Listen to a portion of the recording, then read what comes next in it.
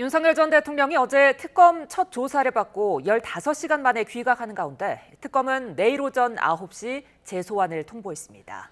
윤 전 대통령 측은 아직 출석 여부에 대한 입장을 밝히지 않고 있는데요. 현장 취재기자 연결합니다. 임혜진 기자. 네, 내란 특검 사무실이 마련된 서울고검입니다. 네, 특검팀이 내일도 윤 전 대통령에게 추가 소환을 요구했죠. 네, 그렇습니다. 내란 특검팀은 윤 전 대통령 측에 내일 오전 9시에 다시 출석하라고 서면으로 통보했습니다. 윤 전 대통령 측은 2차 소환에 응할지 아직 회신하지 않은 것으로 전해졌습니다.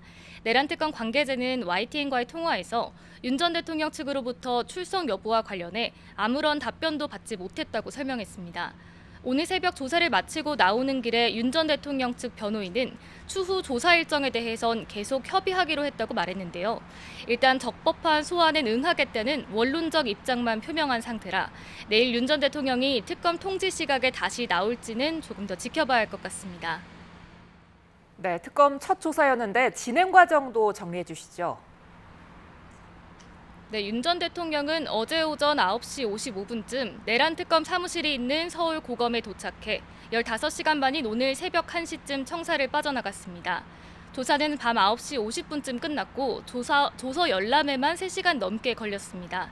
지난 1월 공수처에 체포됐을 당시 조사에서 본인 입장을 밝힌 것 외에는 대부분 진술 거부권을 행사했었던 것과 달리 이번에는 일부분 조사에 응한 건데요.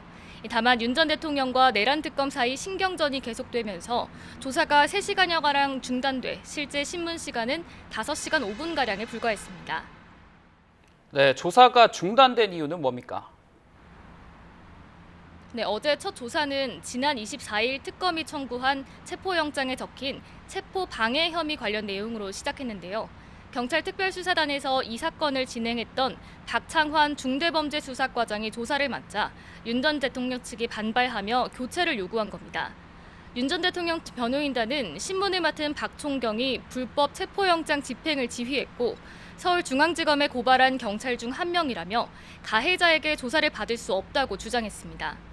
이에 대해 특검 측은 박총경이 1차 체포영장 집행을 지휘한 적 없고 수사 연계성을 고려한 거라고 반박했는데요. 윤 전 대통령 측은 경찰이 진행하는 조사에는 응하지 않겠다며 맞섰고 결국 오전에 진행된 피의자 신문조서에는 서명과 날인을 하지 않았습니다.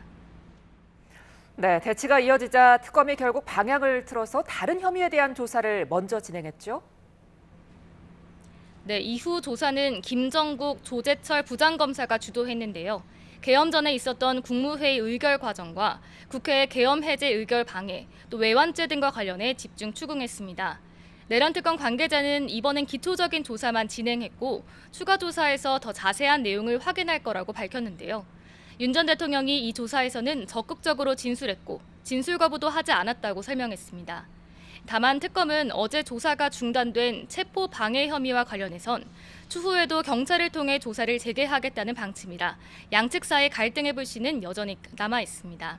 내일 2차 소환이 이뤄질 경우 특검은 국무회의 의혹과 외환죄에 더해 체포방해 혐의 등에 대한 추가 조사를 진행할 걸로 보이는데 조사 순서를 조정하는 식으로 전략을 짜는 것으로 전해졌습니다.